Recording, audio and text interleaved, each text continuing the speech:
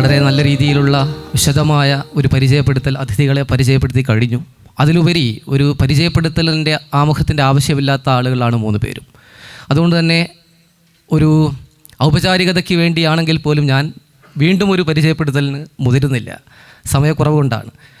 ഏറ്റവും ഗംഭീരമായ ഒരു സദസ്സാണ്, എക്സ്ക്ലൂസീവായ സെലക്റ്റീവായ ഓഡിയൻസാണ്. നിങ്ങൾക്ക് ചോദ്യം ചോദിക്കാനും ഇവരിൽ നിന്ന് കൂടുതൽ അറിയാനുള്ള സമയം ഉണ്ടാവണം. മാത്രമല്ല ഈ പാനലിസ്റ്റുകളും അതത് മേഖലകളിൽ വളരെയേറെ പ്രഗത്ഭരുമാണ്. അപ്പോൾ ഞാൻ നേരെ നമ്മുടെ ചർച്ചയിലേക്ക് കടക്കുകയാണ്. ഞാൻ പിഷാരടിയിൽ നിന്ന് തുടങ്ങണമെന്നാണ് ആഗ്രഹിക്കുന്നത്. അപ്പം കേരളം നമ്പർ 1 ആണ് എന്നുള്ളതാണ്. വിദ്യാഭ്യാസത്തിൽ നമ്പർ 1 ആണ്, ആരോഗ്യ മേഖലയിൽ നമ്പർ 1 ആണ്. കെ എന്ന് പറയുന്ന എന്താണ് എഡ്യൂക്കേഷൻ, കെ ഹെൽത്ത് എന്ന് പറയുന്ന ഒരു ബ്രാൻഡ് തന്നെ നമ്മൾ കേരളത്തെ ആഗോളതലത്തിൽ ബ്രാൻഡ് ചെയ്യാൻ പോകുന്നു. മാത്രമല്ല കോവിഡൊക്കെ ഉണ്ടായിരുന്നപ്പോൾ ലോകരാജ്യങ്ങൾ വരെ കേരളത്തിലേക്ക് നോക്കി എന്നൊക്കെ നമ്മൾ പറയുന്നുണ്ട്.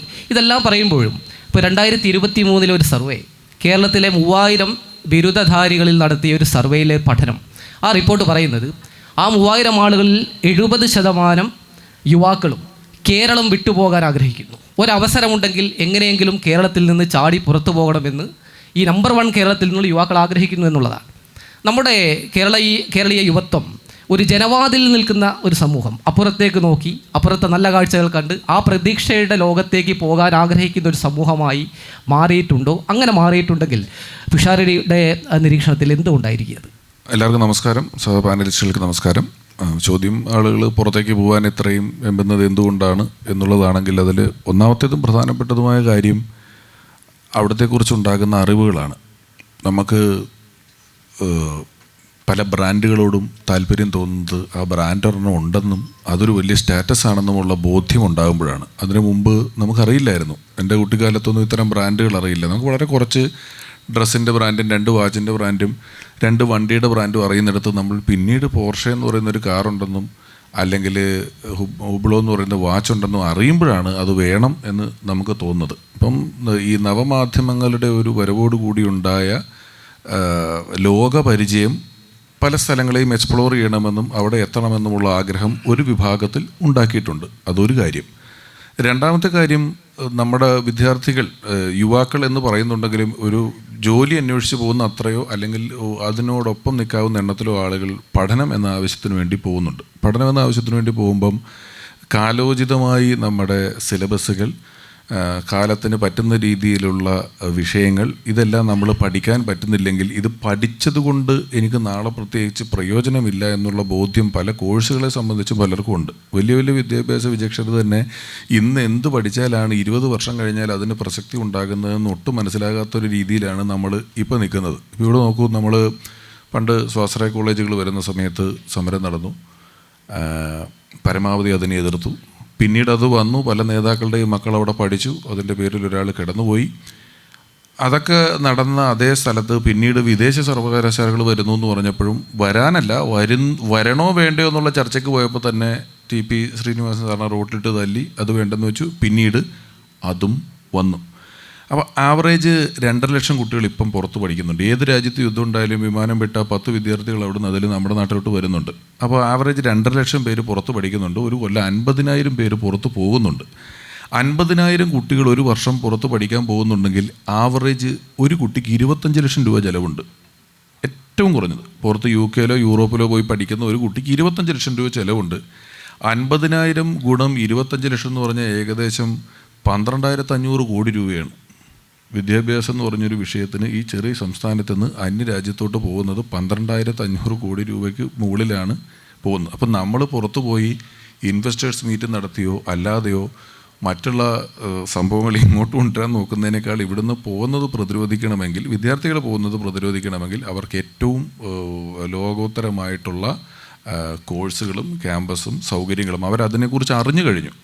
അറിഞ്ഞ സ്ഥിതിക്ക് അതിവിടെ കൊടുക്കാൻ ബാധ്യതയുണ്ട്. അറിഞ്ഞപ്പോഴാണ് എല്ലാ ബ്രാൻഡുകളും ഇന്ന് ഇന്ത്യയിൽ അവൈലബിൾ ആണല്ലോ. വണ്ടികളെല്ലാം കിട്ടുന്നില്ലേ? എടപ്പള്ളി തൊട്ട് കുണ്ടന്നൂർ വരെ യാത്ര ചെയ്ത എല്ലാ വണ്ടികളും കിട്ടും, എല്ലാ മൊബൈലും കിട്ടും, മറ്റെല്ലാ ബ്രാൻഡുകളും കിട്ടും. ഇത് മാത്രം നമുക്കിവിടെ കിട്ടണില്ല. അതും കൂടെ കൊണ്ടാണ് കൂടുതൽ ആളുകൾ പോകാൻ ആഗ്രഹിക്കുന്നത് എന്നാണ് എനിക്ക് തോന്നുന്നത്. ശരിയാവണം നിർബന്ധമില്ല.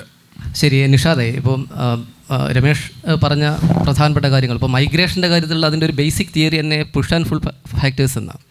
അങ്ങോട്ട് മൈഗ്രേറ്റ് ചെയ്ത് പോകാനുള്ള ഒരു പുൾ ഫാക്ടേഴ്സ് ഉണ്ടാവണം. ഇപ്പോൾ നമ്മൾ അറേബ്യൻ നാടുകളിലേക്ക് ഗൾഫ് മൈഗ്രേഷൻ്റെ കാലത്ത് അല്ലേ, അറബി പൊന്ന് ഒരു നോവൽ തന്നെ മലയാളത്തിൽ വന്നു.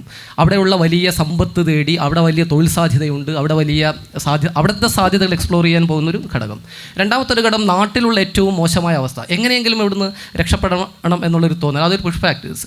അപ്പം ആദ്യം അത് സൂചിപ്പിച്ച് കഴിഞ്ഞു.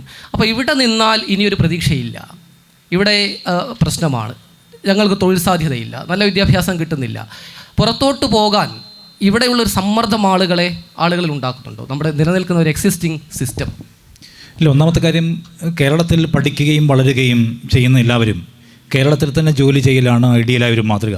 എല്ലാവരും ഇവിടെ തന്നെ നിൽക്കണം എന്ന് പറയുന്നത്, നമ്മുടെ അമ്പലക്കുളം, ഞാറ്റുവേല എല്ലാം നോക്കി ഇവിടെ നിൽക്കലാണ് ഐഡിയൽ എന്ന് പറയുന്ന ഒരു ആശയത്തോട് യോജിക്കുന്ന ആളല്ലേ ഞാൻ.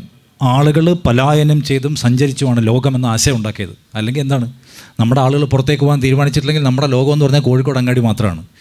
മലപ്പുറം എന്നൊരു സ്ഥലം നമുക്ക് ഉണ്ടെന്ന് മനസ്സിലായത് എങ്ങനെയാണ്? മലപ്പുറത്തേക്ക് ആളുകൾ പോകാൻ തുടങ്ങിയതാണ്. അതിനുശേഷം കേരളത്തിന് പുറത്ത് സ്റ്റേറ്റ്സ് ഉണ്ടെന്നും കേരളം കഴിഞ്ഞാൽ ഇന്ത്യ ഉണ്ടെന്നും ഇന്ത്യ കഴിഞ്ഞാൽ ലോകം ഉണ്ടെന്നുള്ള ലോകം എന്ന് പറയുന്ന ഒരു ആശയത്തെ നാം സൃഷ്ടിച്ചത് മനുഷ്യർ സഞ്ചരിച്ചിട്ടാണ്. അതുകൊണ്ട് സഞ്ചരിക്കുക, പലായനം ചെയ്യുക, മറ്റിടങ്ങളിൽ കുടിയേറി പാർക്കുക എന്നത് നമ്മുടെ ഒരു സംസ്കാരത്തിൻ്റെയും തനിമയുടെയും ഒക്കെ ഒരു നാശമാണ് എന്ന ഒരു അമ്മാവൻ വിലാപം നമുക്ക് വേണ്ടെന്നാണ് എനിക്ക് ആദ്യം തോന്നുന്നത്. രണ്ടാമത്തെ കാര്യം, ഇന്ത്യ വിടുന്നതിനും കേരളം വിടുന്നതിനും പലതരത്തിലുള്ള റീസണുണ്ട്. ഒന്നാമത്തെ കാര്യം, ഇപ്പം കേരളമാണ് ലോകത്ത്, പക്ഷേ ഇന്ത്യയിലെ ഒരു സ്റ്റാറ്റസ് മൊത്തം എടുത്ത് നോക്കിയാൽ ഏറ്റവും കൂടുതൽ അഭ്യസ്തവിദ്യരായ ആളുകൾക്ക് തൊഴിൽ കുറഞ്ഞ സ്ഥലം. കാരണം നമ്മളുടെ ലിറ്ററസി ലെവൽ കൂടുതലാണ്, വിദ്യാഭ്യാസം നേടിയ ആൾക്കാർ കൂടുതലാണ്, സ്വാഭാവികമായിട്ടും അതിനനുസരിച്ചുള്ള തൊഴിൽ ഇന്ത്യയിൽ തന്നെ അവൈലബിൾ അല്ല.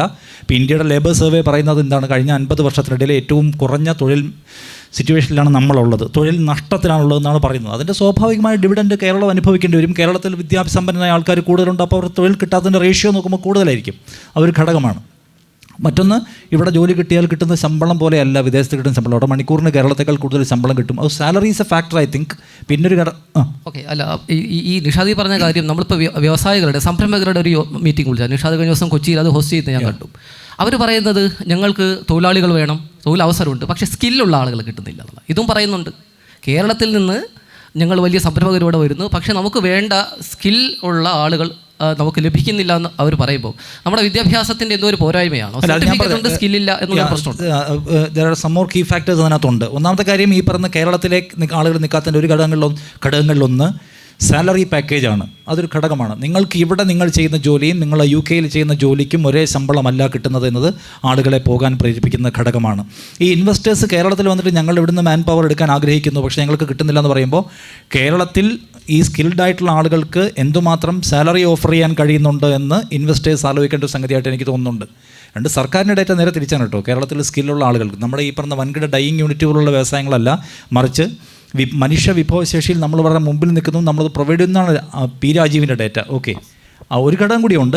ആളുകൾ വിട്ടുപോകുന്നതിനുള്ള പരമമായ കാരണങ്ങളിലൊന്ന് നമ്മുടെ പൊളിറ്റിക്കൽ അറ്റ്മോസ്ഫിയറാണ്. അത് നമ്മൾ നിശ്ചയമായിട്ടും കാണേണ്ട ഒരു കാര്യമാണ്. അത് ഈ പറയുന്ന രാഷ്ട്രീയമായ അനിശ്ചിതത്വം, രാഷ്ട്രീയമായി ഉണ്ടാകുന്ന ഈ പറയുന്ന ഒച്ചപ്പാടുകൾ, ബഹളങ്ങൾ, സംഘർഷങ്ങൾ, സമ്മർദ്ദങ്ങൾ, ജെൻഡർ ഈക്വാലിറ്റി അടക്കമുള്ള കാര്യങ്ങൾ. ആൾക്കാർ വിദേശത്തേക്ക് നോക്കുമ്പോൾ എന്താണ്, അവിടെ ഈ പറഞ്ഞ വംശീയതയും അല്ലെങ്കിൽ ഈ പറഞ്ഞ മനുഷ്യരുടെ ജീവിത പ്രശ്നങ്ങൾ ഡിസ്കസ് ചെയ്യുന്നതിനാണോ, അല്ലെങ്കിൽ ഒരു തെരഞ്ഞെടുപ്പ് വരുമ്പോൾ ആളുകളുടെ ജീവസന്ധാരണ പ്രശ്നങ്ങളല്ല ഇവർ ഡിസ്കസ് ചെയ്യപ്പെടുന്നത്, വേറെ ഒരുപാട് എന്തൊക്കെയോ കാരണങ്ങളാണ്. അപ്പോൾ യുവാക്കൾ ആഗ്രഹിക്കുന്ന ഈ തെരഞ്ഞെടുപ്പിനെങ്കിലും ഞങ്ങൾക്ക് ജോലി കിട്ടാത്തതിനെക്കുറിച്ച്, ഞങ്ങളുടെ തൊഴിൽ നഷ്ടത്തെക്കുറിച്ച് ഡിസ്കസ് ചെയ്യുമെന്ന് ചോദിക്കുമ്പോൾ അതിനെക്കുറിച്ചല്ല ഇവിടെ ഡിസ്കസ് ചെയ്യപ്പെടുന്നത്. ഇവിടെ ഡിസ്കസ് ചെയ്യപ്പെടുന്നത് മുഴുവൻ വേറെ എന്തൊക്കെയോ ബഹളങ്ങളാണ്. അത് ആൾക്കാരെ പോകാൻ പ്രേരിപ്പിക്കും. ഈക്വാലിറ്റി ആളുകളെ സംബന്ധിച്ചൊരു പ്രധാനപ്പെട്ട ഘടകമാണ്. സമാധാനം ഒരു ഘടകമാണ്. എനിക്ക് തോന്നുന്നു അങ്ങനെ കുറേയധികം ഘടകങ്ങളുടെ ഒരു നമ്മളെന്താ പറയുക, സമഞ്ജസ സമ്മേളനം. തിരിച്ചു വരാം. ഡോക്ടർ സക്കീർ ഹുസൈൻ, ഇപ്പം കേരളത്തിലെ ജനസംഖ്യയിൽ ഏതാണ്ട് 1/3 1 കോടിയോളം യുവാക്കളുണ്ട്. ആ യുവാക്കളുടെ ശാരീരികാരോഗ്യം, മാനസികാരോഗ്യം, മറ്റ് മേഖലകൾക്കുള്ള അവരുടെ സാധ്യതകൾ അത് എത്രത്തോളം ഉണ്ട്? ഇപ്പോൾ ഏതൊക്കെ മേഖലകളിൽ, പ്രത്യേകിച്ച് കായിക മേഖലയിൽ നിന്നാണ് സാറുടെ കോൺട്രിബ്യൂഷൻ പ്രധാനമായും അതിലാണ്. കായിക മേഖലയിൽ ഏത് തരത്തിലുള്ളൊരു മാറ്റം നമ്മുടെ കേരളത്തിന് വേണം? തീർച്ചയായും ആദ്യമായി ഞാൻ ഇങ്ങനെ യൂത്ത് ലീഗ് ഒരു യൂത്ത് കോൺക്ലേവ്, പുതിയ മാനിഫെസ്റ്റോ ഉണ്ടാക്കുന്നതിന് വേണ്ടിയിട്ടുള്ള ഒരു ശ്രമം നടത്തുന്നതിന് മുക്തകണ്ഠം പ്രശംസിക്കുകയാണ്. ഇതൊരു മോഡലായി മാറിയിട്ടുണ്ട് എന്നുള്ള യാതൊരു സംശയമില്ല. ഇവിടെ ചോദിക്കുന്ന ചോദ്യം, ഞാൻ കൂടുതൽ കാര്യങ്ങളിൽ വളരെ സ്പഷ്ടമായിട്ട് വളരെ ചുരുക്കി പറയാം കാര്യങ്ങൾ. What is the question of the hour എന്ന് ചോദിച്ചു കഴിഞ്ഞാൽ, ഞാൻ ഒരുപാട് റിസർച്ചുകൾ നടത്തുന്ന ഒരാളാണ്. അപ്പം ഇങ്ങനെ ഒരു ഇന്നത്തെ ചോദ്യചിഹ്നം എന്താണെന്ന് ചോദിച്ചപ്പം നമ്മുടെ ഫിനാൻസാണോ, അഗ്രികൾച്ചറാണോ, ഇൻഡസ്ട്രി ആണോ, ഇങ്ങനെ പല മേഖലയിലും കടന്നു പോകുമ്പോൾ എനിക്ക് കണ്ടെത്താൻ പറ്റിയിട്ടുള്ളത് ഒരു ആൻസറാണ്. Health is the question of the hour. ആരോഗ്യമാണ് ഇന്നത്തെ ഒരു ചോദ്യചിഹ്നം എന്ന് പറയുന്നത്. അതിനപ്പുറത്തേക്ക് വേറെ ഒന്നുമില്ല. ആരോഗ്യം വളരെ പ്രധാനപ്പെട്ട ഒരു ഘടകമാണ്. എന്തുകൊണ്ട് ആ ആരോഗ്യത്തെ നമുക്ക് അഡ്രസ്സ് ചെയ്യാൻ സാധിക്കുന്നില്ല? എന്തുകൊണ്ട് മെഡിക്കൽ അലവൻസ് കൂടുന്നു? എങ്ങനെയാണ് അതിനെ ഓവർകം ചെയ്യാൻ നമുക്ക് സാധിക്കുക? പുതിയ തലമുറയെ എങ്ങനെയാണ് ആരോഗ്യമുള്ള തലമുറയാക്കി മാറ്റാൻ സാധിക്കുക? അങ്ങനെ പഠിച്ച സമയത്ത് പല രാജ്യങ്ങളിലെ കരിക്കുലത്തിലൂടെ പോയ സമയത്ത് എനിക്ക് മനസ്സിലാക്കാൻ പറ്റിയിട്ടുള്ളൊരു കാര്യം എന്ന് പറയുന്നത് ഫിസിക്കൽ ലിറ്ററസി എന്ന് പറയുന്ന ഒരു കോൺസെപ്റ്റാണ്. കായിക സാക്ഷരത. സാക്ഷരത 100% സംസ്ഥാനമാണ് കേരളം എന്ന് പറയുന്നുണ്ട്. എന്നാൽ കണക്കുകളെടുത്ത് പരിശോധിച്ചാൽ, റിസർച്ചിലൂടെ വന്ന കണക്കുകളെടുത്ത് പഠിച്ചുമ്പോൾ ഗവൺമെൻറ് സ്കൂളുകളിലെ കുട്ടികളിൽ 80% of the students studying in the government schools are below fitness level എന്നാണ് പഠനങ്ങൾ പറയുന്നത്. And the students those who are studying in the CBSE and ICSE 90% of the students are below fitness level.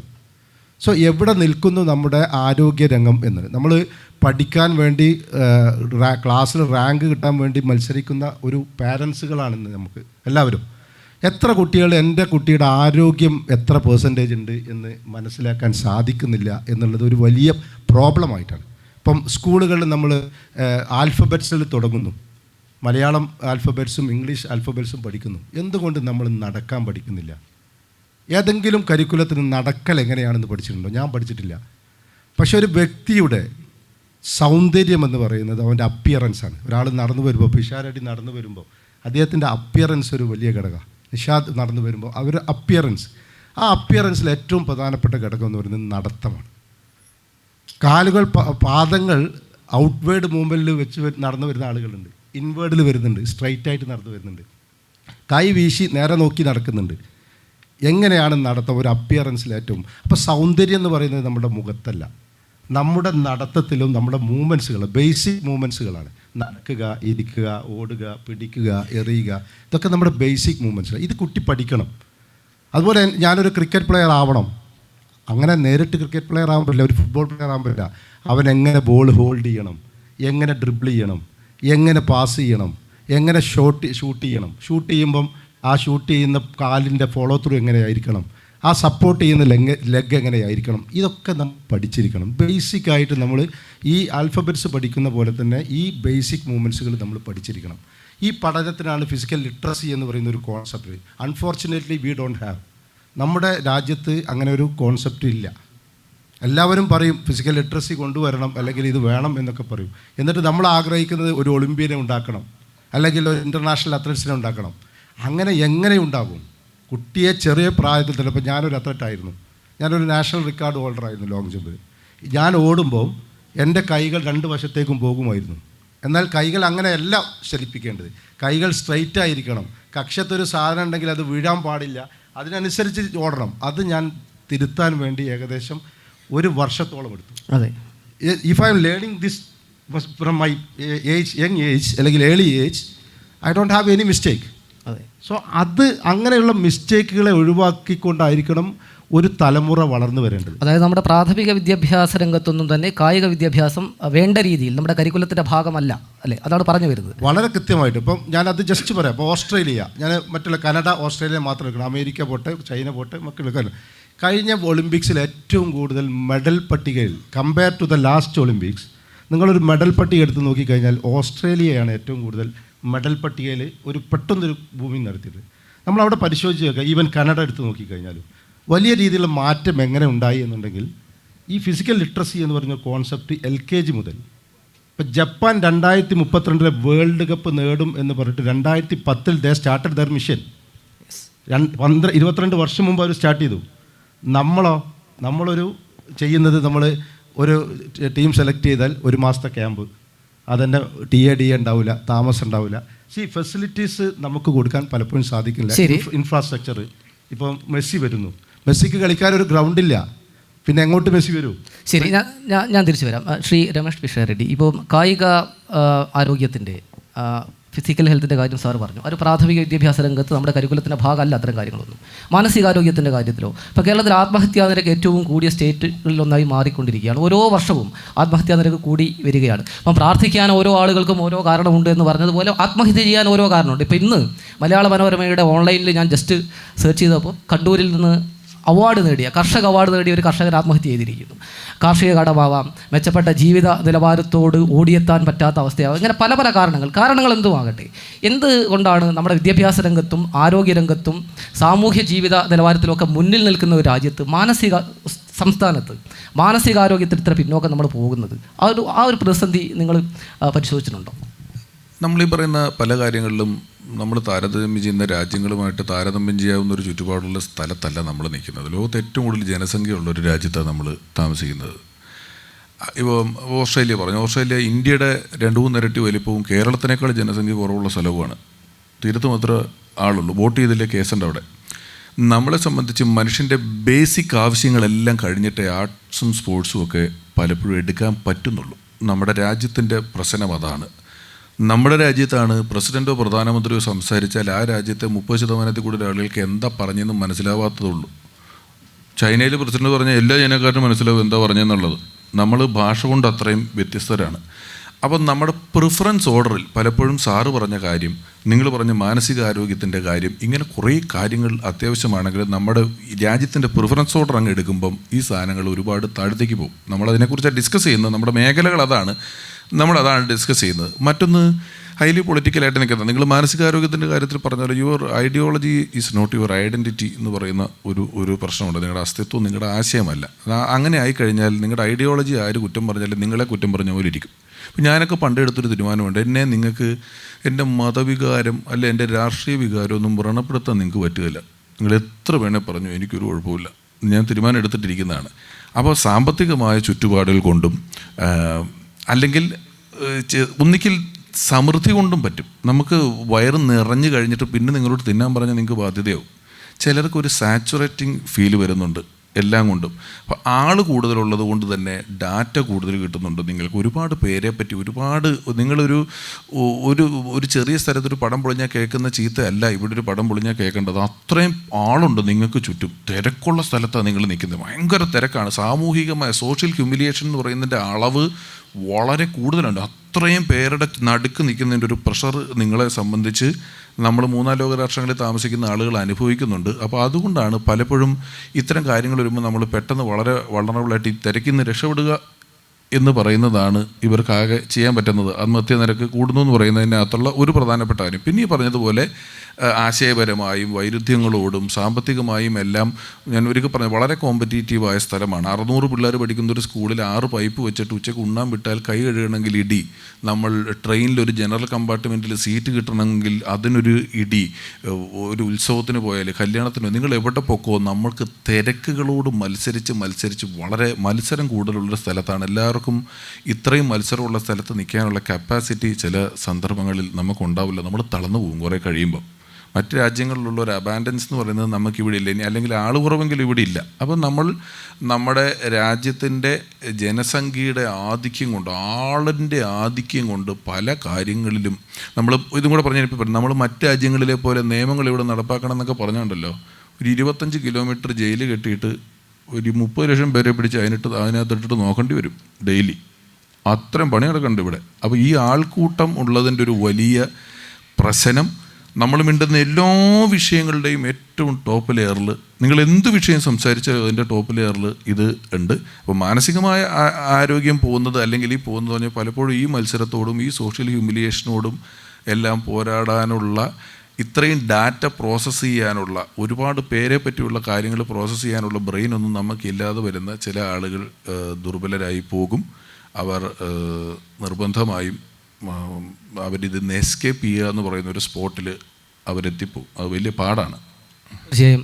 അപ്പോൾ ഈ പറഞ്ഞതുപോലെ ഇത്തരം നമ്മുടെ ജനസംഖ്യ, നമ്മുടെ സവിശേഷമായ രാഷ്ട്രത്തിൻ്റെയും എന്താ പറയുക സാമൂഹ്യ ഘടന, ഇതൊക്കെ നമ്മുടെ പലതരത്തിലുള്ള പിന്നോക്കാവസ്ഥയ്ക്കും ഒരു കാരണമാണ്. അപ്പോൾ പോലും ഈ വലിയ ഒരു ജനസംഖ്യ, മനുഷ്യ വിഭവശേഷിയാണ് ഏറ്റവും വലിയ വിഭവശേഷി എന്ന് നമ്മൾ പറയാറുണ്ട്. ഏറ്റവും പ്രധാനപ്പെട്ട റിസോഴ്സും അത് തന്നെയാണ്. അവരെ വെൽ ട്രെയിൻഡായിട്ട് ഏറ്റവും എക്യുപ്ഡ് ആയിട്ടുള്ള ആളുകളായിട്ട് മാറ്റാനുള്ള നമ്മുടെ ഭരണകൂട സംവിധാനമുണ്ട്. പലതരത്തിലുള്ള സംവിധാനങ്ങൾ നമുക്കുണ്ട്.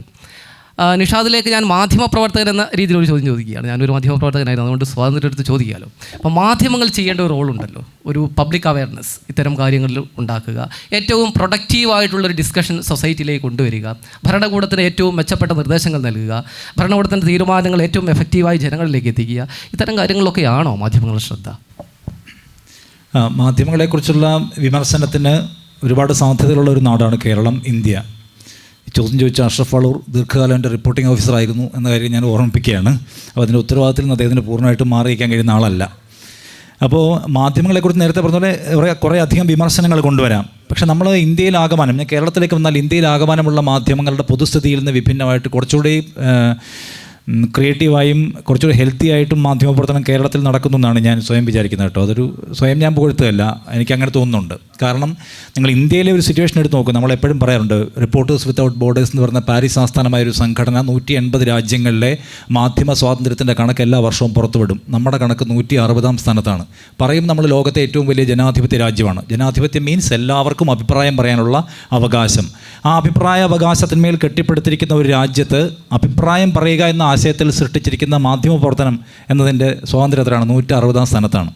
അതിൻ്റെ കാരണങ്ങളായിട്ട് അവർ കുറേ പാരാമീറ്റേഴ്സ് അതിനകത്ത് അവർ പറയുന്നുണ്ട്. അതായത് ഈ ആരുടെ കയ്യിലാണ് മാധ്യമങ്ങൾ ഇരിക്കുന്നത്, ആരാണ് ഓൺ ചെയ്യുന്നത്, അവർ ഭരണകൂട ബന്ധുക്കളാണോ, സർക്കാരിനെ അവർ ക്രിട്ടിക്കലായി സമീപിക്കുന്നുണ്ടോ എന്നൊക്കെയുള്ള ക്വസ്റ്റ്യൻസ് ഉണ്ട്. അങ്ങനെ നോക്കുമ്പോൾ കേരളത്തിലെ മാധ്യമങ്ങൾ ഭരണകൂടത്തെ വിമർശിക്കാനും സോഷ്യൽ ഇഷ്യൂസിനെ എടുക്കാനും ഒക്കെയും തയ്യാറാവുന്നുണ്ടെന്നാണ് എനിക്ക് തോന്നുന്നത്. അതിപ്പോൾ ചെറിയൊരു ഉദാഹരണം പറഞ്ഞാൽ, ഇപ്പോൾ നമ്മൾക്കറിയാം നോർത്ത് ഇന്ത്യയിലേക്ക് പോയാൽ ഓരോ ദിവസവും അവിടെ തട്ടിക്കൊണ്ടു പോകപ്പെടുന്ന കുഞ്ഞുങ്ങളുടെ കണക്ക് പുറത്തു വരുന്നത് നമ്മൾ കാണുന്നുണ്ട്. പെൺകുട്ടികൾ വലിയ തോതിൽ തട്ടിക്കൊണ്ടു പോകപ്പെടുന്നു. അത് അവിടുത്തെ ഒരു പ്രശ്നം പോലുമല്ല. ഉത്തർപ്രദേശിൽ നിങ്ങൾക്കറിയാം 2 വർഷം മുമ്പാണ് നവജാത ശിശുക്കൾ മര്യാദയ്ക്കുള്ള ഹോസ്പിറ്റൽ എയ്ഡ് കിട്ടാത്തതുകൊണ്ട് മാത്രം 300 പേരാണ് ആശുപത്രികളിൽ കൊല്ലപ്പെട്ടത്, യോഗി ആദിത്യനാഥിൻ്റെ ഉത്തർപ്രദേശിൽ. പക്ഷേ കേരളത്തിലേക്ക് നിങ്ങൾ വന്നാൽ അങ്ങനെ ആശുപത്രിയിൽ സൗകര്യങ്ങളില്ലാത്തതിൻ്റെ പേരിൽ 1-2 കുഞ്ഞുങ്ങൾ ആശുപത്രിയിൽ മരിച്ചാൽ ഈ കേരളം നിന്ന് കത്തും. അതിന് കാരണം നമ്മൾ മുന്നോട്ട് വെക്കുന്ന സാമൂഹിക ജാഗ്രതയാണ്. ഞാൻ അത് മാധ്യമങ്ങളുടെ മിടുക്കായിട്ട് പറയല്ല, കേരളത്തിലെ മനുഷ്യർ മുന്നോട്ട് വെക്കുന്ന സാമൂഹിക ജാഗ്രതയുടെ റിഫ്ലക്ഷനാണ്. അതുകൊണ്ടാണ് ഒരു പെൺകുട്ടി, ബീഹാറിൽ നിന്ന് വന്ന 5 വയസ്സുള്ള പെൺകുട്ടിയെ തൊട്ടടുത്ത മനുഷ്യൻ തട്ടിക്കൊണ്ടുപോയി റേപ്പ് ചെയ്ത് കൊന്ന് ചാക്കിൽ കെട്ടിവെച്ചു.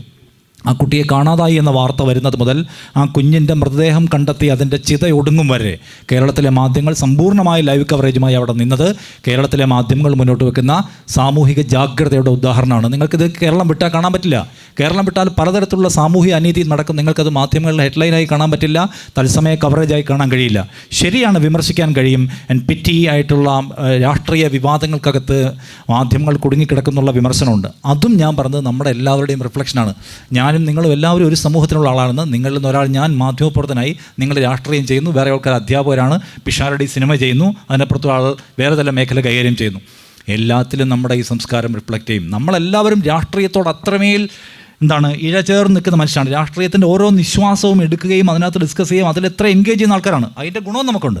സോ അത് മാധ്യമങ്ങളുടെ സ്വാഭാവികമായിട്ടുള്ള പ്രിഫറൻസിനകത്ത് വരുമെന്നാണ് എനിക്ക് തോന്നുന്നത്. ഈ വിമർശനം സാധുവാണ്. കേരളത്തിൻ്റെ അടിസ്ഥാന രാഷ്ട്രീയ പ്രശ്നങ്ങൾ, physical and mental health issues, അല്ലെങ്കിൽ പ്രൊഡക്റ്റീവായിട്ടുള്ള കാര്യങ്ങൾ മാധ്യമങ്ങളിൽ കൂടുതൽ സമയം കിട്ടുന്നുണ്ടോ എന്ന് ചോദിച്ചാൽ അത് കുറവായിരിക്കാം. പക്ഷേ അതിനകത്തൊരു കാര്യം എനിക്ക് ആഡ് ഓൺ ചെയ്യാനുള്ളത്, നമ്മുടെ കേരളത്തിലെ ആളുകൾക്ക് ആരോഗ്യത്തെക്കുറിച്ച്, മെൻ്റൽ ഹെൽത്തിനെ കുറിച്ചൊക്കെയും കൺസേൺ ഇല്ലാതിരുന്ന ഒരു കാലം ഉണ്ടായിരുന്നു. പക്ഷേ ആ കാലത്ത് നമ്മൾ പോയി. നിങ്ങൾ ഇന്ന് ഇൻസ്റ്റാഗ്രാം തുറന്നാൽ ഏറ്റവും കൂടുതൽ റീലുകൾ നിങ്ങളുടെ മെൻ്റൽ ഹെൽത്ത് എങ്ങനെ സെറ്റ് ചെയ്യാം, നിങ്ങളുടെ ഫിസിക്കൽ ഹെൽത്ത് എങ്ങനെ സെറ്റ് ചെയ്യാമെന്ന് പറയുന്ന റീലുകൾ കാണാം. ജിമ്മുകൾ ഏറ്റവും വലിയ ഏറ്റവും വലിയ സംരംഭങ്ങളിലൊന്നായി ജിമ്മുകൾ. ഞാൻ താമസിക്കുന്ന അടുത്ത് തന്നെ 4 ജിമ്മുകളുണ്ട്. ഹൈ പ്രൊഫൈൽ മുതൽ ഏറ്റവും താഴെയുള്ള ആൾക്കാർക്ക് പോകാൻ പറ്റുന്ന തരത്തിലുള്ള ജിമ്മുകളുണ്ട്. അപ്പോൾ പുതിയ ചെറുപ്പക്കാർ അവരുടെ മാനസികാരോഗ്യത്തെക്കുറിച്ചും ശാരീരികാരോഗ്യത്തെക്കുറിച്ചും ഭയങ്കര കൺസേണുള്ള ആൾക്കാരാണ്. പണ്ടൊക്കെ ഡിപ്രഷനാണ് എന്ന് പറയുമ്പോൾ അത് തിന്നിട്ട് എല്ലിനിടയിൽ കയറിയിട്ടുള്ള കുഴപ്പമാണ്, അല്ലാതെ എന്താണ് പ്രശ്നമെന്ന് ചോദിക്കുന്ന ആൾക്കാരിൽ നിന്ന് ഡിപ്രഷൻ ഉണ്ടെങ്കിൽ നിങ്ങളൊരു സൈക്കോളജിസ്റ്റിനെ അല്ലെങ്കിൽ സൈക്കാട്രിസ്റ്റിനെ കാണണം എന്ന് പറയാൻ കഴിയുന്ന തരത്തിൽ എഡ്യൂക്കേറ്റഡ് ആയിട്ടുള്ള, മനസ്സിലാക്കുന്ന ആളുകൾ നമ്മൾക്കിടയിൽ ഉണ്ടായിട്ടുണ്ട്. എനിക്കെന്തോ ഒരു മെൻ്റൽ പ്രശ്നമുണ്ടെന്ന് സ്വയം തിരിച്ചറിയുകയും അതിനേക്കൊരു പ്രൊഫഷണൽ ഹെൽപ്പ് വേണമെന്ന് വിചാരിക്കുന്ന ആൾക്കാരിലേക്ക് നമ്മൾ മാറുന്നുണ്ട്. അതുകൊണ്ട് നമ്മുടെ തലമുറയെക്കുറിച്ച്, നമ്മൾ ഈ ഫിസിക്കൽ ആൻഡ് മെൻ്റൽ ഹെൽത്തിനെ കുറിച്ച് സംസാരിക്കുമ്പോൾ സമ്പൂർണ്ണമായും നിരാശപ്പെടരുത് എന്നാണ് എനിക്ക് പറയാനുള്ളത്. ശരി. ഒരു കാര്യം, ഇപ്പോൾ നിഷാദ് സൂചിപ്പിച്ചു സാമൂഹ്യ ജാഗ്രതയെക്കുറിച്ച്. ഇപ്പോൾ സാമൂഹ്യ ജാഗ്രത മാധ്യമങ്ങൾക്കുണ്ട്, പിന്നെ രമേഷ് ഷരീഫാണ്, മാധ്യമങ്ങൾക്കുണ്ട്, നമ്മുടെ സാമൂഹ്യ സംഘടനകൾക്കുണ്ട്. ഒരുപാട് ആക്ടിവിറ്റീസ് നടക്കുന്ന ഒരു സ്റ്റേറ്റ് കൂടിയാണ്. സാമൂഹ്യ സംഘടനകളുണ്ട്, സ്പോർട്സ് ക്ലബ്ബുകളുണ്ട്, അങ്ങനെ ആർട്സ് മേഖലയിലൊക്കെ ഉണ്ട്. അപ്പോൾ പോലും ഒരു വലിയൊരു പ്രശ്നം, സക്കീർ സാറിനും ഇതിൽ ഇടപെടാൻ പറ്റും, വലിയൊരു പ്രശ്നം സിന്തറ്റിക് ഡ്രഗ്സ് എന്നത് കേരളത്തിൽ വലിയൊരു ഒരു പ്രശ്നമായി മാറിയിരിക്കുകയാണ്, പ്രത്യേകിച്ച് യുവാക്കൾക്ക്. അപ്പം കലാകായിക മേഖലകളിലൊക്കെ തന്നെ ആളുകളുടെ ശ്രദ്ധ കൂടുതൽ വന്നാൽ ഇത് ഒഴിവാക്കാൻ പറ്റും. അതും ഒരു സൊല്യൂഷനായി ചില മേഖലകളിലെങ്കിലും പറയുന്നുണ്ട്. കലാകായിക മേഖലയിൽ ഇത് കൂടുതലായിട്ട് വന്നാൽ ഇത് ഒഴിവാക്കാൻ പറ്റും എന്ന് ഞാൻ അത്ര കണ്ട് വിശ്വസിക്കുന്നില്ല.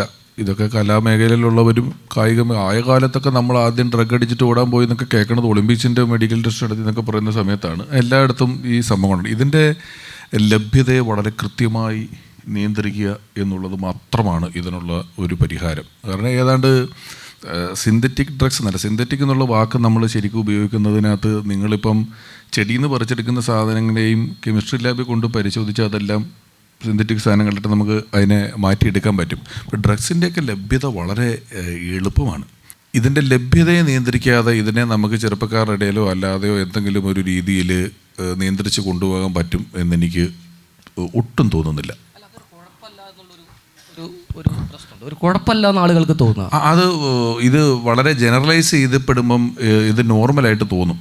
വളരെ ജനറലൈസ് ചെയ്ത് സൗഹൃദങ്ങളുടെ ഇത് സോഷ്യലൈസ് ചെയ്യപ്പെടുന്നുണ്ട് ആളുകൾക്കിട്ട്, വളരെയധികം ജനറലൈസ് ചെയ്തത് ഉപയോഗിക്കുന്നുണ്ട്. അപ്പോൾ ഇതുകൊണ്ട് എനിക്കങ്ങനെ ലഭ്യത കുറയ്ക്കാതെ ഇതിനെ നമുക്ക് ബോധവൽക്കരണത്തോടെ അല്ലാതെ ഒരു പരിധി വരെ പറ്റുള്ളൂ. അതിനപ്പുറം അത് വളരെ സ്ട്രിക്റ്റായിട്ട് ഇതിൻ്റെ ലഭ്യത ഇത് അവൈലബിൾ അല്ലാതാകുമ്പോൾ ഇതിനെക്കുറിച്ച് അജ്ഞരായി പോകുന്നതല്ലാതെ ഇതിനൊരു നിയന്ത്രണം കൊണ്ടുവരാൻ പറ്റുമെന്ന് എനിക്ക് തോന്നുന്നില്ല. കല കൊണ്ടോ കായിക വിനോദങ്ങൾ കൊണ്ടോ ഭക്തി കൊണ്ടോ രാഷ്ട്രീയം കൊണ്ടോ മറ്റേതെങ്കിലും ഒരു ഉപാധികൾ മറ്റൊരു സാധനം കൊടുത്തുകൊണ്ട് നമുക്കിതിനെ ഓപ്പറേറ്റ് ചെയ്യാൻ പറ്റും എന്നെനിക്ക് തോന്നുന്നില്ല. ഇതിനെ ഇല്ലാതാക്കിക്കൊണ്ട് മാത്രമേ ഇത് ഇല്ലാതാക്കാൻ പറ്റുള്ളൂ. ഇതിനെ കോമ്പൻസേറ്റ് ചെയ്യുന്ന മറ്റൊരു സാധനം കൊടുക്കുക എന്ന് പറയുന്നത് ഈ കാര്യത്തിൽ പ്രാക്ടിക്കലാണ് എന്നെനിക്ക് തോന്നുന്നില്ല. സക്കീർ സാറിൻ്റെ അഭിപ്രായം എന്താ? ഞാൻ ഒരു അധ്യാപകൻ എന്നുള്ള രീതിയിൽ ഞാൻ 12 വർഷം ഒരു കോളേജിൽ അധ്യാപകനായി പ്രവർത്തിച്ചു. 14 വർഷം ഇപ്പോൾ യൂണിവേഴ്സിറ്റിയുടെ ഡയറക്ടറായിട്ട് പ്രവർത്തിക്കുന്നു. ഈ ഒരു എക്സ്പീരിയൻസ് ഒരുപാട് കുട്ടികൾ, അധ്യാപകൻ വിദ്യാർത്ഥി ബന്ധങ്ങൾ ഒരുപാട് അനുഭവിച്ച ഒരാളാണ്. അപ്പോൾ അതുകൊണ്ട് എനിക്ക് കണ്ടെത്തിയിട്ടല്ല, ഞാൻ മനസ്സിലാക്കിയിട്ടുള്ളൊരു കാര്യം എന്ന് പറയുന്നത് ഡ്രഗ്സിനെ കുട്ടികൾ അഡിക്റ്റ് ചെയ്യുന്നത്, കാരണം ഒരു യൂത്തിൽ നിന്നാണ് ഇത് സ്റ്റാർട്ട് ചെയ്യുന്നത്. പ്രായമുള്ള ആളുകൾ വളരെ അതിൻ്റെ കമ്പാരിസൺ നോക്കുമ്പോൾ വളരെ കുറവാണ്. യൂത്തിലാണ് ഇതിൻ്റെ ഏറ്റവും കൂടുതൽ. അപ്പോൾ ഇതിൽ പ്രധാനപ്പെട്ട ഒരു കാരണം എനിക്ക് തോന്നിയത് എൻഗേജ്ഡ് അല്ല എന്നുള്ളതാണ്. കുട്ടികളെ എൻഗേജ്ഡ് ആക്കുന്ന രീതിയിലേക്കുള്ള പ്രവർത്തനങ്ങളും സിസ്റ്റവും ഒരു കരിക്കുലത്തിലായാലും ഇനിയിപ്പോൾ ഈവൻ ഒരു ലോക്കൽ ഒരു പഞ്ചായത്തുകളിലായാലും കുട്ടികളെ എൻഗേജ്ഡ് ആക്കുന്ന രീതിയിലുള്ള ആക്ടിവിറ്റീസിലേക്ക് നമ്മൾ കൂടുതൽ കൊണ്ടുവരിക. അതൊരു പക്ഷേ സ്പോർട്സ് ആവാം, കലയാവാം, ഡാൻസ് ആവാം, അല്ലെങ്കിൽ മറ്റുള്ള ഏതെങ്കിലും മാത്തമാറ്റിക്സ് ആയിട്ടുള്ള ചില ഇങ്ങനെ പല രീതിയിലുള്ള എൻഗേജ്മെൻറ്റ് കൊണ്ടുവരിക്കുക എന്നുള്ളതാണ് ഇതിന് മാറ്റാവുന്നൊരു കാര്യം. അപ്പം ഞാനെപ്പോഴും പറയും, ഈ ഒരു പോളിസി യൂത്ത് ലീഗൊക്കെ ആക്കേണ്ടത് ഹോസ്പിറ്റലുകളെ ഉപേക്ഷിക്കുക, മൈതാനങ്ങളെ ഇഷ്ടപ്പെടുക, അതൊരു പോളിസിയാക്കി മാറ്റണം. മൈതാനങ്ങളാണ് നമ്മളുടെ ഏറ്റവും പ്രധാനപ്പെട്ട ഘടകങ്ങളാവേണ്ടത്. അത് കുട്ടികളായാലും പ്രായമുള്ളവരും. ഇപ്പം ഞാൻ ഡൽഹിയിൽ വർക്ക് ചെയ്യുന്ന സമയത്ത് അവിടെ ഞാൻ കണ്ടിട്ടുള്ളൊരു കാര്യം, എല്ലാ സ്ഥലങ്ങളിലും പാർക്കുകളുണ്ട്. ഈ പാർക്കുകളിൽ ചെന്ന് കഴിഞ്ഞാൽ അവിടെ പാർക്കിൻ്റെതായ സൗന്ദര്യങ്ങളുണ്ട്, എല്ലാം ഉണ്ട്. പക്ഷേ ചുറ്റിനും നടപ്പാത ഉണ്ടാവും. അപ്പോൾ അതിൽ എനിക്ക് അത്ഭുതം തോന്നിയ കാര്യം, 90 വയസ്സ് അല്ല 80 വയസ്സ് കഴിഞ്ഞ ആളുകളുടെ ഒരു ഗ്രൂപ്പുണ്ട്. ഇവരുടെ എക്സസൈസ് എന്താണെങ്കിൽ ഇവർക്ക് കൂടുതലായിട്ട് കൈ അലക്കാനോ കാലലക്കാനൊന്നും ഉള്ള കഴിവില്ല. പക്ഷെ അവർ ചെയ്യുന്നൊരു കാര്യം ചിരിക്കുക, ഉറക്കനെ ചിരിക്കുന്നത്. അപ്പോൾ പല രീതിയിലുള്ള ആക്ടിവിറ്റീസിലെയും ഇൻവോൾവ് ചെയ്തിട്ടുള്ള ഒരു എന്താ പറയുക, ഒരു കൾച്ചർ അത് സൊസൈറ്റിയിൽ ഉണ്ടാക്കുക എന്നുള്ളത് വളരെ പ്രധാനപ്പെട്ട ഘടകമാണ്. അത് കുട്ടികളാണെങ്കിൽ അതിൻ്റെ രീതിയിലേക്കുള്ള ഒരു എൻഗേജ്ഡ് സിസ്റ്റം, ആ യൂത്ത്, പ്രായമുള്ള ആളുകളിൽ. അപ്പോൾ ഒരു സൊസൈറ്റിയിൽ ഒരു കൾച്ചർ, ഒരു എന്താ പറയുക, ഹെൽത്ത് കൾച്ചർ, അല്ലെങ്കിൽ ഒരു റെസ്പെക്റ്റ്, ഡെഡിക്കേഷൻ, ഇതൊക്കെ കുട്ടികൾക്കിപ്പം നഷ്ടപ്പെട്ടു പോയ ഒരു കാലഘട്ടത്തിലൂടെയാണ് നമ്മൾ കടന്നു പോകുന്നത്. ഒരു അധ്യാപകനെ കണ്ടാൽ എണീറ്റ് നിൽക്കാൻ പ്രയാസമുള്ള കുട്ടികൾ നമുക്ക് കാണാൻ സാധിക്കും. പണ്ട് അങ്ങനെയല്ല. അപ്പം ആ സക്കീർ സാർ, കഴിഞ്ഞ ദിവസം പിഷാരടിയുടെ തന്നെ മറ്റൊരു ടോക്ക് ഞാൻ കേട്ടു. ആ ടോക്കിൽ പറയുന്നത്, ഞങ്ങളെ കാലത്ത് ഇങ്ങനെ ആയിരുന്നു എന്ന് പറയുന്നത് നമുക്ക് വയസ്സാകുന്നു എന്നതിൻ്റെ ലക്ഷണമാണ്. കുട്ടികളോട് അങ്ങനെ പറയരുതെന്നാണ് പറയുന്നത്. അതെ, അതായിരിക്കാം. പക്ഷേ അതിനെ സബ്സ്റ്റാൻഷിയേറ്റ് ചെയ്തിട്ട് അതിനെ സപ്പോർട്ട് ചെയ്യുന്ന ഒരു കാര്യമായിട്ടാണ് ഞാനത് സൂചിപ്പിച്ചതെന്ന് മാത്രം. ഇതിനകത്തൊരു കാര്യമുള്ളത്, ഈ ബോധവൽക്കരണത്തിലൂടെ നമുക്ക് അവസാനിപ്പിക്കാൻ കഴിയുമെന്നുള്ള ക്വസ്റ്റ്യൻ പിഷാരടി പറഞ്ഞിട്ട് അതിനൊരു കോറ സംഗതി ഉണ്ടെന്ന് എനിക്ക് തോന്നുന്നത്. അതായത് ഭരണകൂടത്തിൻ്റെ ഏതെങ്കിലും നിലയ്ക്കുള്ള മൗനാനുവാദമോ അല്ലെങ്കിൽ കണ്ണടയ്ക്കലോ എന്തോ ഒരു സംഗതി ഇല്ലാതെ ഒരു മാഫിയയ്ക്കും ലോകത്ത് വളരാൻ പറ്റില്ല, ലോകത്തെവിടെയും. അതാണ് ബേസിക് പോയിന്റ്. അതിപ്പോൾ കേരളത്തിലെ ഏതെങ്കിലും ഒരു അഡ്മിനിസ്ട്രേഷൻ എന്തെങ്കിലും ഒരു മാഫിയെ സഹായിക്കുന്ന മട്ടിൽ ഞാൻ ചുരുക്കിയല്ല പറയുന്നത്. നമ്മുടെ ലോകത്താകമാനം അനുഭവിക്കുന്ന, ഇന്ത്യയിൽ അനുഭവിക്കുന്ന ഈ പ്രശ്നം, ഈ MDMA എന്ന് പറയുന്ന അല്ലെങ്കിൽ ഈ സിന്തറ്റിക് ഡ്രഗ്സ് സത്യത്തിൽ നമ്മുടെ കാലഘട്ടത്തിൻ്റെ ഒരു കെടുതിയാണ്. ഓരോ കാലഘട്ടത്തിനും അതിൻ്റേതായ കെടുതികൾ ഉണ്ടായിരുന്നു. ഇത് ഈ കാലഘട്ടത്തിൻ്റെ കെടുതിയാണ്. അപ്പോൾ ഇതിനകത്ത് അടിസ്ഥാനപരമായി ചെയ്യേണ്ട സംഗതി ഇതിൻ്റെ അവൈലബിലിറ്റി സ്റ്റോപ്പ് ചെയ്യുക എന്നുള്ളതാണ്. സ്റ്റോപ്പ് ചെയ്യാൻ പൂർണ്ണമായും പറ്റണമെന്നില്ല. ഇപ്പോൾ ഇതിൻ്റെ എല്ലാം കുക്കിംഗ് യൂണിറ്റുകൾ കേരളത്തിലെമ്പാടും ഉണ്ടെന്ന് പറയുന്നു. പക്ഷേ പോലീസിന്, എക്സൈസിന്, ഭരണകൂടത്തിന്, സ്റ്റേറ്റ് ഏജൻസീസ് അറിയാതെ അവരെ കബളിപ്പിച്ചുകൊണ്ട് കേരളത്തിൽ ആകമാനം ഒരു ശൃംഖല ഇങ്ങനെ പടർന്ന് പന്തലിക്കുമെന്ന് വിചാരിക്കാൻ ഒരു നിവൃത്തിയുമില്ല. അപ്പോൾ ആ മെക്കാനിസം, സ്റ്റേറ്റ് മെക്കാനിസം കൂടുതൽ പവർഫുൾ ആക്കുമ്പോൾ നമുക്കിതിൻ്റെ അവൈലബിലിറ്റി കുറയ്ക്കാൻ പറ്റും. അതിൻ്റെ കൂടെ ഈ പറയുന്ന തരത്തിലുള്ള മൈതാനങ്ങൾ, ഒരു കലാപരമായ സംഗതികൾ അല്ലെങ്കിൽ അതിൻ്റെ തരത്തിലുള്ള ബോധവൽക്കരണം അതിനുമുണ്ട്. ഈ പറയുന്ന സംഗതിയൊക്കെ പലപ്പോഴും പ്രിവിലേജായ ആൾക്കാർക്ക് മാത്രം പറ്റുന്നതാണ്. സ്റ്റേറ്റ് മെക്കാനിസം എന്ന് പറയും. നമ്മൾ പഠിക്കുന്ന സമയത്ത് ഇതിനെപ്പറ്റി അറിഞ്ഞാൽ പോലും ഇത് എവിടെ കിട്ടണമെന്ന് അറിയത്തില്ലായിരുന്നേ. ഞാൻ തമാശ പറഞ്ഞല്ല. നമ്മൾ ഒരു ബീഡിക്കുറ്റി കിട്ടി വലിക്കണം എന്ന് പറഞ്ഞാൽ അതിനുണ്ടായിരുന്നൊരു ഭയമുണ്ടല്ലോ. ആരും കാണാതെ ഇത് പുല്ലേലും പിടിച്ച് നമ്മൾ എവിടെയെങ്കിലും പോയിരിക്കണം എന്നുള്ളൊരു ഭയം. ഇത് ഞാൻ നേരത്തെ പറഞ്ഞു, ഇത് വളരെ നോർമലൈസ് ചെയ്യപ്പെട്ടിരിക്കുകയാണെന്ന്. വ്യക്തി സ്വാതന്ത്ര്യബോധം കൂടുമ്പോൾ ഇത് തെറ്റാണെന്നുള്ള ബോധ്യവും അല്ലെങ്കിൽ ഇത് പിടിക്കപ്പെട്ട ശിക്ഷിക്കപ്പെടും എന്നുള്ള ബോധ്യത്തിനകത്തൊന്നും ഇതിനോടുള്ള ഭയവും ഇത് വളരെ ഗോപ്യമായി ചെയ്യുന്ന കാര്യം വളരെ വളരെ പബ്ലിക്കായിട്ട് പല സ്ഥലങ്ങളിലും അവൈലബിളായ രീതിയിൽ ഇത് വളരെ പോപ്പുലറായിട്ട് കിട്ടുന്നുണ്ട്. നമുക്ക് നാരങ്ങ മിഠായി കിട്ടണ പോലെ ഈ സാധനം കിട്ടുന്നുണ്ട്. അതുകൊണ്ടാണ് ഇത് ഇത്ര ജനകീയം. അപ്പോൾ അതിൽ നമ്മൾ മറ്റു ഓപ്ഷൻ, ഞാൻ അതാണ് വേറെ സാധനങ്ങൾ കൊടുത്തിട്ട് കാര്യമില്ല, ഇത് കിട്ടണമെന്ന് ഇതിൻ്റെ പുറകെ നിൽക്കണം. അപ്പോൾ ഇതിൻ്റെ ലഭ്യത നല്ലോണം കുറയ്ക്കുക എന്നുള്ളത് മാത്രമാണ്. കുറയ്ക്കലല്ല, ഇല്ലാണ്ടാക്കിയാലേ ഇതില്ലാണ്ടാവുള്ളൂ. പിടിക്കപ്പെടും എന്നുള്ള ബോധ്യം. നിങ്ങൾ ഇപ്പം ചില രാജ്യങ്ങളുടെ കാര്യം നമ്മളിപ്പം സൗദിയിൽ അല്ലെങ്കിൽ വേറൊരു സ്ഥലത്ത് നമ്മൾ പോകുമ്പോൾ നേരത്തെ ഇതിന് മുമ്പ് ഹരീഷൊക്കെ ഇരുന്ന സെഗ്മെൻറ്റിൽ പറഞ്ഞു വേറെ രാജ്യത്തിൽ പോകുമ്പോൾ എന്താ വിഷയം, പേടിയാണ്. ഈ സാധനം പിടിച്ചാൽ ബാക്കിയുള്ള ഒരു തെറ്റും പോലെയല്ല, ഇതാണ് പിടിക്കുന്നതെങ്കിൽ നമ്മുടെ പിടിവിട്ട് പോകുന്നുള്ള ബോധ്യമുണ്ടായിരുന്നു. അപ്പം അവൈലബിലിറ്റി പൂർണ്ണമായും ക്ലോസ് ചെയ്യുക എന്നുള്ളതാണ് ഇതിൻ്റെ ഒരു ഒറ്റ വഴി എന്നാണ് ഈ വിഷയത്തിൽ എനിക്ക് തോന്നുന്നത്. അപ്പോൾ നിഷാദ് നേരത്തെ പറഞ്ഞു ഭരണകൂടത്തിൻ്റെ എന്താ പറയുക ഇടപെടലും സാധ്യതകളൊക്കെ പറഞ്ഞു. അപ്പോൾ കേരളത്തിൽ ലഹരി ആയിട്ട് നമ്മൾ പറയുമ്പോൾ നമ്മുടെ സമ്പദ് വ്യവസ്ഥ തന്നെ ലോട്ടറിയും മദ്യവുമാണ്. അങ്ങനെ നമുക്ക് ശമ്പളം തരുന്ന, നമുക്ക് പെൻഷൻ തരുന്ന, നമ്മുടെ സമ്പദ് വ്യവസ്ഥയെ താങ്ങി നിർത്തുന്ന പ്രധാനപ്പെട്ട വരുമാന സോഴ്സുകൾ ഇത് തന്നെ ആവുകയും അത് ആഘോഷിക്കപ്പെടുകയും ചെയ്യും. ഓരോ ഓണക്കാലത്തിന് ശേഷവും മാധ്യമങ്ങൾ കൊടുക്കുന്ന വലിയ തലക്കെട്ട് കുടിയിൽ ഒന്നാമത് എന്നുള്ള ടൈപ്പിലാണ്. അപ്പം അങ്ങനെ ഒരു നേരത്തെ നിങ്ങൾ സൂചിപ്പിച്ച പോലെ ഒരു നോർമലൈസ് ചെയ്യപ്പെടുന്ന ഒരു സംവിധാനത്തിൽ ഇത് എത്രത്തോളം സാധ്യമാവുന്നുള്ള ക്വസ്റ്റ്യൻ. നമ്മുടെ ചോദ്യം നിങ്ങൾ പറഞ്ഞ മറ്റേ ഡ്രഗ്സിനെ കുറിച്ചായിരുന്നു. ആൽക്കഹോൾ എന്ന് പറയുന്നത് ടൂറിസവുമായിട്ട് ബന്ധപ്പെട്ട് പോലും ആവശ്യമുള്ള സാധനങ്ങൾ. അതിനൊക്കെ നമ്മൾക്ക് ആൽക്കഹോളിൻ്റെ ഒരു കാര്യത്തിലും കുറച്ചുകൂടെ ബോധവൽക്കരിച്ചോ അല്ലെങ്കിൽ നിയന്ത്രിച്ചോ എന്താ അതിനെ പറയുന്നത്, നമ്മളൊരു കൺട്രോൾഡ് ഡ്രിങ്കിങ് അല്ലെങ്കിൽ ഒരു ഡിസിപ്ലിൻഡ് ഡ്രിങ്കിങ് എന്ന് പറയുന്നത് സാധ്യമാണ്. പല രാജ്യങ്ങളിലും സൂപ്പർ മാർക്കറ്റിൽ ഇട്ട് വിൽക്കുന്നതാണ്. സൂപ്പർ മാർക്കറ്റിൽ കിട്ടുന്നത് ഒരു സ്പെഷ്യൽ ലൈസൻസും സ്പെഷ്യൽ സാധനങ്ങളൊന്നും ഇല്ലാതെ കിട്ടുന്ന സാധനമാണ് മദ്യം എന്ന് പറയുന്നത്. അതും ഈ പറയുന്ന ഒരു റെസ്പോൺസിബിൾ ഡ്രിങ്കിങ് എന്ന് പറയുന്ന സ്ഥലത്തേക്ക് നമുക്ക് എത്തിക്കാൻ പിന്നെയും പറ്റും മദ്യത്തിൻ്റെ കാര്യത്തിൽ. മറ്റേത് ഇതല്ല, ഇത് ബ്ലഡ് ചെക്ക് ചെയ്താൽ പോലും കിട്ടണില്ല എന്നുള്ളതാണ് ഇതിൻ്റെ പ്രശ്നം.